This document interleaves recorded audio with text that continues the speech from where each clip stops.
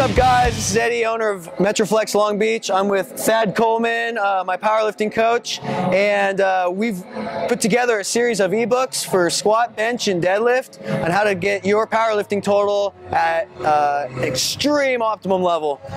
We have a pretty unique system here for all three lifts. Deadlift in particular is my favorite, so we're going to go through what it takes to do an adequate deadlifting workout here at Metroflex Long Beach. Thad? No surprise, what we start out with when we deadlift is we deadlift. We start out on the floor. The emphasis is always to develop a quality lift off the floor. You got to get good at it, and the best time to practice getting good at it is when you're still fresh at the beginning of the workout. So we start off the floor. We typically pull up to a heavy triple. Sometimes we'll pull a 4. Very seldom do we pull singles. Singles are gut checks. Singles are strength checks. We may do that closer to a competition when you're about 4 weeks out, just to know where you're at. We usually pull off the floor and emphasize speed. There's a lot of technical points in the deadlift, and we'll cover that when we're pulling. The whole checklist would be a little bit too exhaustive to go through, but suffice to say, everybody's body's built different, and every technical pointer is going to be different depending on the lifter. Some guidelines, some rules of thumb: you can never be fast enough. That's probably the biggest criticism of I could have anybody's pull, is it's just never fast enough. Speed is king. Faster the better. Keeping yourself close to the bar is also critical, depending on your build. Lockout, you have to be absolutely locked out.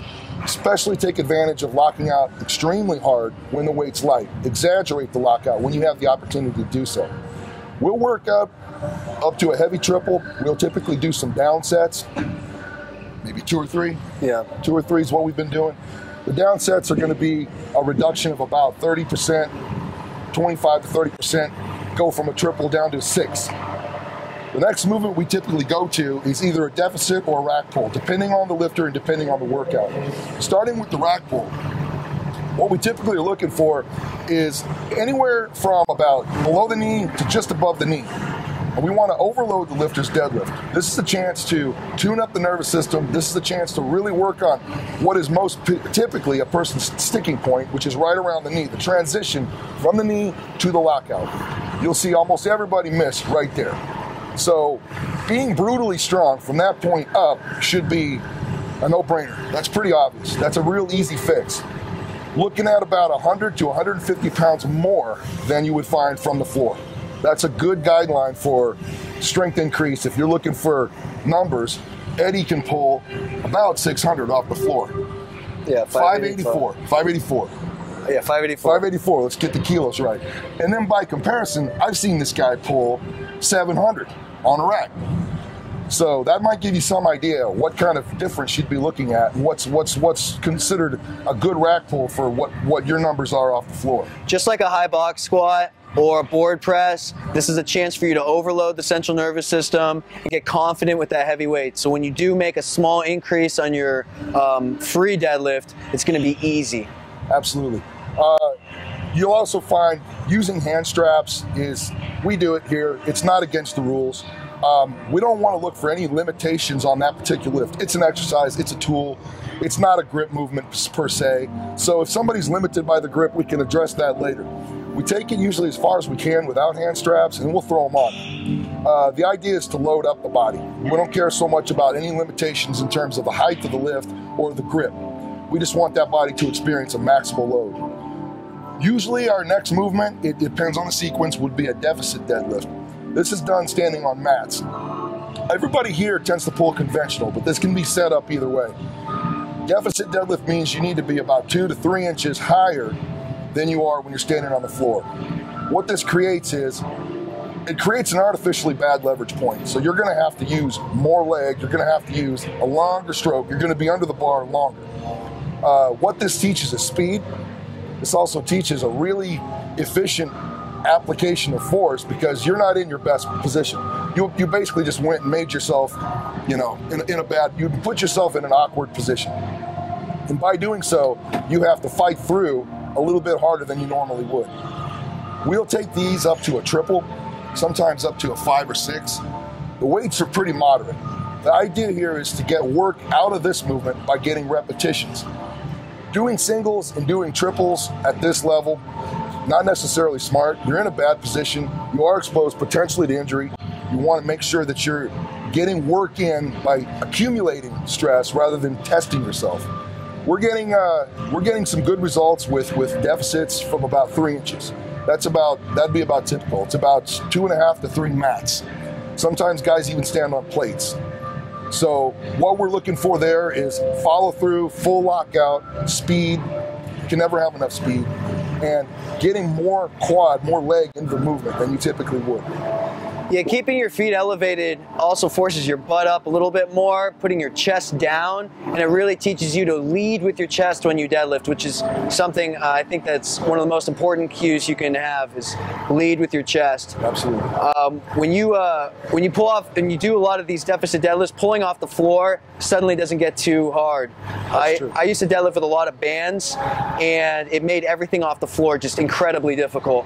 Getting pop off the floor is probably the main tool when we're talking about working off a deficit. As you'll see with this program and with each program we have, there's a theme that runs through. We essentially work on quality movements, working perfect movements, meet quality lifts, and then we dissect the lift itself down to its components. And where anyone's weak is where we put the emphasis. Everybody can use more speed off the floor. Everybody can use more pop off the floor. So deficits are definitely a must. The other thing we work on is top end lockout, which we get from shrugging. Shrugging is obviously it's a very, very popular movement for bodybuilding. Getting big traps is really not the purpose. The purpose, the way we do it, it's called a power shrug. It's essentially a body movement. It's not an isolation movement. You're popping the weight off with your legs. You're using your body. It's as if you're going to execute a clean.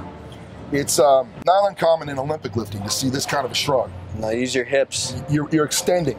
It's an exaggerated extension, essentially, but it winds up being a shrug. Getting big traps is just a plus. If you got big traps, great. This is more of a movement to develop pop and explosiveness and really develop the lockout. This is done typically a little bit lighter than we do rack pulls.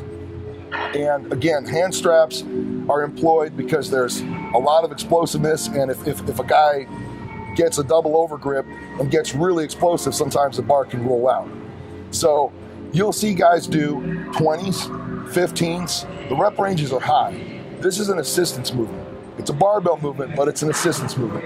It's not taken for maximal singles, doubles, or triples. This is done for reps. This really builds and solidifies the lockout. You'll see us do this usually close to last. The other thing we do, low rows, is low rows. We have a whole host of assistance movements just like any other aspect of powerlifting, but we feel that low rows, done the way we do them in the video, you'll see it's very much a body movement. It's a whole body explosive movement. Your feet are on the platform, your hands are in the grips, and you're essentially throwing yourself back and rowing. The whole purpose of this is to develop the low lat and the middle lat, and also the coordination of the body, throwing yourself into a locked out position. These really help, and these again are done very heavy. You'll see guys use the entire stack and then some for as many reps as they can. And the purpose of that is to overload, get stronger lats, and learn how to lock out weights. So those are our primary movements that we use in the deadlift workout, nearly every workout. In addition to those, you'll see people do individual workouts or individual movements that they are using for things that they themselves are weak at. Deadlifts tend to be a bicep day for a lot of That's true. athletes, and you'll also tend to see a lot more core and hip extension movements. I even know a lot of coaches that will make their athletes do box jumps on deadlift day just to exaggerate that hip extension. Absolutely. Anything that contributes to speed, hip extension, lockout, that can all be done on this day. It's not even a bad day to think about doing some hamstring work. Hamstrings can never be strong enough, so throwing in some stiff leg deadlifts, snatch grip deadlifts, anything at all that emphasizes the deadlift movement and the hamstring and posterior chain is going to help. We have a pretty good system here. It's developed some great pullers. We're always looking to get faster. We're always looking to get better. So don't be surprised if this system continues to develop, and we may have more to add soon. Right now, what we've been able to do has been nothing short of amazing. With some of the handful of guys we've worked with in here, have put 100 pounds or more on their deadlift in less than a year, and some of these guys have been pulling for a while. So this system works. And at the same time, I've seen some brand new powerlifters produce some incredible totals using this system from scratch. Absolutely. So whether you're experienced or novice and just getting started, this is a great program to use to help you with your powerlifting goals. Yes, absolutely. It's a great way to organize your training, and it's a great way to become a complete lifter and really analyze your individual weaknesses and overcome those using a system that works. Well, that wraps up the deadlifts. Thanks for watching. Make sure to check out the squat and the bench press workouts as well. All three are guaranteed to add weight to your total. Thanks for watching. We'll see you.